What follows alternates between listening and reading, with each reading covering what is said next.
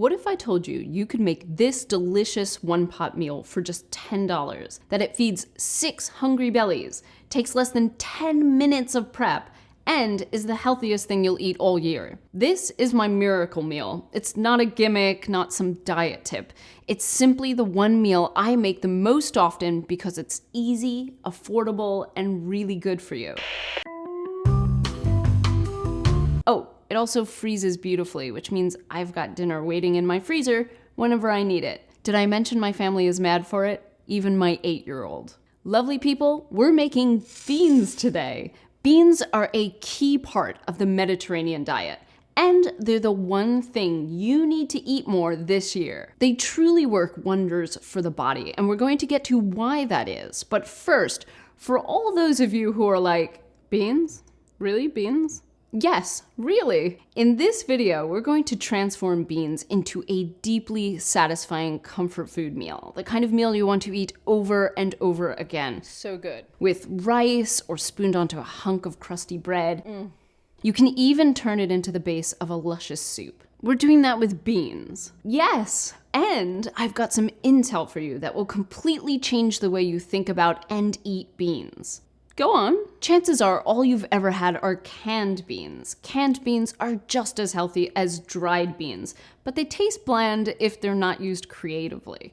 The secret to really delicious beans is using dried beans, because dried, uncooked beans allow us to infuse the beans with flavor in a way that we just can't when using already cooked beans that come from a can. And bonus, dried beans are cheaper than canned. Okay, here's the recipe. 2 cups of dried pinto beans, 4 cups of chicken or vegetable broth, 1 cup of water, half a cup of extra virgin olive oil, 1 clove of garlic, 1 teaspoon of dried thyme, 1 teaspoon of dried rosemary, 2 bay leaves, and 1 teaspoon of salt. Now, I use pinto beans because I love the warm pink color they give the stew, but you can use any bean of similar size, like navy or Great Northern. Cranberry beans would also be fabulous. I get organic dried beans from the bulk bin at Whole Foods. 2 cups costs me $2.50, but conventional beans are probably half that. If you can afford the organic, I strongly recommend it. Farmers often hit their fields with glyphosate or a similar chemical to dry out their plants before harvest. I'd rather avoid any residual chemicals. Another way to cut costs is to use bouillon cube instead of broth, but where I wouldn't skimp is the extra virgin olive oil. Please get extra virgin for this recipe. The flavor is superior, and so are the health benefits. I break down all these terms for you in my olive oil How Is It Made episode that I filmed in Spain. I put the link below. Now, what tends to intimidate people about dried beans is that you have to soak them.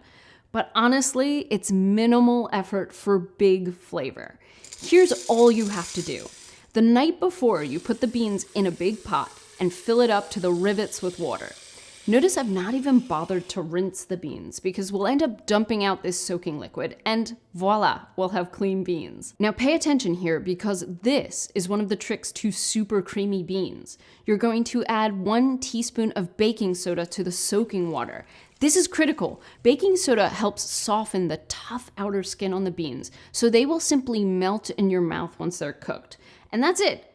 Cover the pot, leave it out on the counter overnight and straight through the next day until it's time to cook them in the evening. That's right, you can leave them soaking the whole time you're at work, no problem. There's a lot of flexibility here, but we're aiming for at least 8 hours of soaking. Now, when we come to cook these beans, we need to budget 2 hours, but that does not mean you yourself are in the kitchen for 2 hours. You'll literally need only 5 minutes to put this meal together. The rest of the time, the beans will be on their own, bubbling away over a low flame. So here's what you do. Drain the beans and set them aside. You'll notice they've swollen up a bit during our overnight soak. You'll use the same large pot, so just set that on the stove. Then take your garlic, smash it lightly to remove the skin, and mince. That's it. All your prep is done. Now, heat your pot over a medium-low flame and add a half cup of extra virgin olive oil. If you're freaking out right now about the amount of olive oil, listen up. Extra virgin is key to cooking flavorful beans. And remember, olive oil and beans are both essential parts of the Mediterranean diet, the #1 diet that scientists recommend. Extra virgin olive oil is full of the heart-healthy fats your body actually needs, and tons of antioxidants, so embrace it, it's good for you. Okay, you'll add your minced garlic to the warm olive oil and let it sizzle for 30 seconds, no more than a minute, just until the garlic softens and becomes fragrant, but before it turns brown. Then add the drained beans and stir to coat. Now the seasonings: thyme, rosemary, salt, and bay leaves.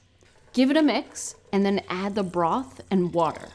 The beans will soak up a lot of this liquid, but they will also release starches that will thicken the remaining liquid into a delicious gravy. Now, you're going to cover the pot and wait for it to come to a boil. When it does, you're going to turn the flame down to the lowest setting, stir, and cover again. And now it cooks on its own. 2 cups of beans usually takes about 2 hours or around 45 minutes in a pressure cooker. Just give it a stir now and again and make sure it's staying on a low simmer. That means you should see bubbles, but they're not vigorous. If it's too intense and you can't turn the flame any lower, then keep the lid tilted to let out some heat. One note about salt: lots of recipes recommend waiting until the end to add salt to beans because salt toughens the skins. But this is a myth. It's been scientifically proven that salt has the opposite effect. Salt helps soften the skins for creamier beans and prevents the beans from exploding during cooking. I'll link my sources below. After a couple hours of simmering, this is the consistency we're looking for. If I take out a few beans and crush them, see how soft that is? Now, you might need to adjust the salt at this stage if you prefer a little more than I do. And you can do one more thing depending on your taste. If you want the gravy to have a creamier consistency, you can take a couple ladles of beans and blend them in a blender, and then add them back into the soup. Or, if you happen to have an immersion blender like I do, just give the beans 2 or 3 quick whirls. Not too much, just enough to thicken the gravy. And literally, that's it. You can turn these beans into the base for a hearty soup, add barley in the last 30 minutes of cook time or pasta in the last 10. You can add all kinds of vegetables right at the beginning: carrot, celery, onion, anything you like, and let them cook while the beans cook. My favorite way to eat these beans is on top of fluffy basmati rice and with some dark greens like broccoli rabe. The fiber in the beans, by the way, slows the absorption of the rice starch, so you don't get the blood sugar spikes often associated with white rice. That's just one reason why beans are among the most nutritionally complete foods on the planet. They're the healthiest food you could be eating right now, and you can find out why in this video right here.